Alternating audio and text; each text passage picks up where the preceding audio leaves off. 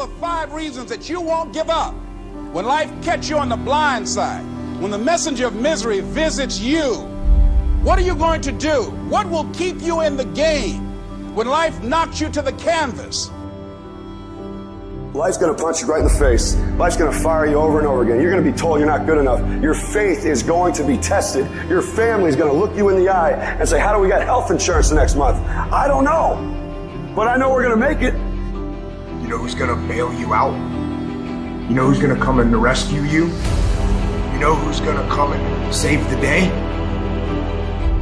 No one. No one's going to come and do it for you. You're going to have to do it all yourself. See, the Buster Douglas that fought in the last fight was not the Buster Douglas that fought Mike Tyson. See, the Buster Douglas that got knocked down while fighting Mike Tyson had gotten out of an alcohol recovery center. His mother had died. His wife was ill with a terminal illness. He was considered a nothing, a bum. So when he got knocked down, Buster Douglas had a reason to get back up because he said, I'm dedicating this fight to the memory of my mama. Life is hard, man. That's what it's about. Life is a challenge.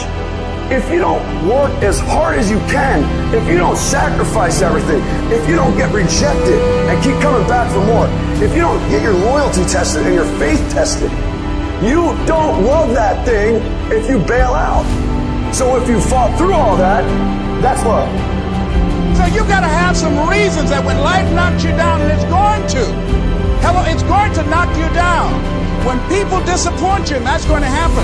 When they betray you, and that's going to happen. When they lie to you, and that's going to happen. When they say, oh, you can count on me, and they won't show up, and that's going to happen. When you want to throw in the towel and give up yourself, and that's going to happen.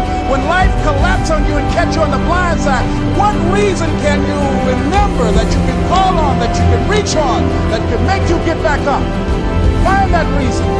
So life had knocked me down. I said, life, I'm doing this because I want to make my mama proud. I'm doing this because I want my children to have a better life than what I had. I'm doing this because all my life I've been told I'd be a loser, that I wouldn't make it. I'm doing this to make them alive. I believe like Frank Sinatra. He said the best revenge in life is massive success. I'm doing this so I can become massively successful. And with that kind of courage, with that kind of affirmation and reason to empower me, I got a saying that when life knocks you down, try and land on your back, because if you can look up, you can get up.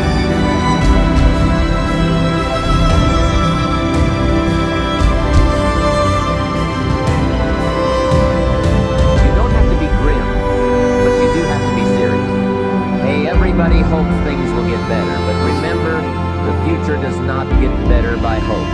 It gets better by plan. And hope unaided by clear plans can finally become an illness. There's a Bible phrase that says, hope long delayed makes the heart sick.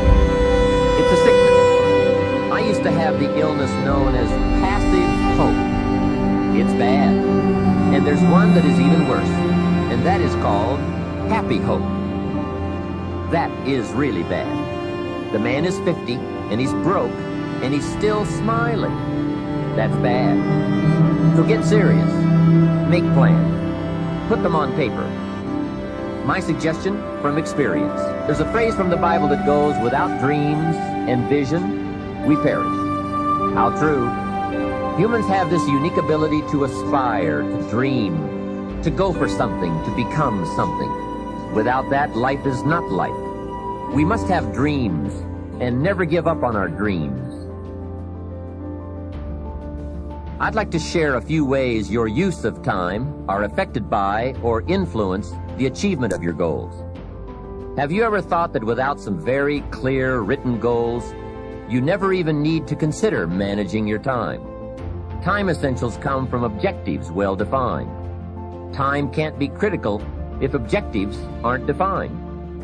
Now you might be one of those uniquely fortunate individuals who can keep all their objectives and purposes clearly defined in their minds and operate from that. But I wouldn't take the chance. Write your goals down and set careful priorities. Sometimes priorities are determined by the season. For a farmer in springtime, the season dictates his most important activities.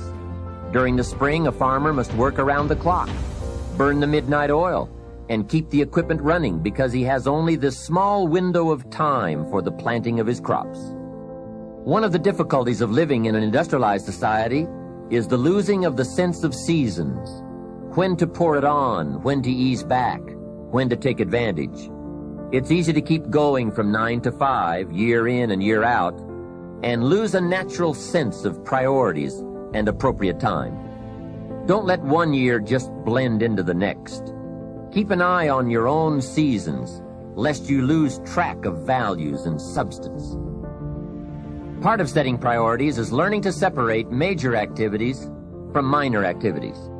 This is a whole skill in itself, but once you have learned it, it will pay dividends you won't believe. So learn to put everything on your mental scales to be carefully weighed before you spend time or money.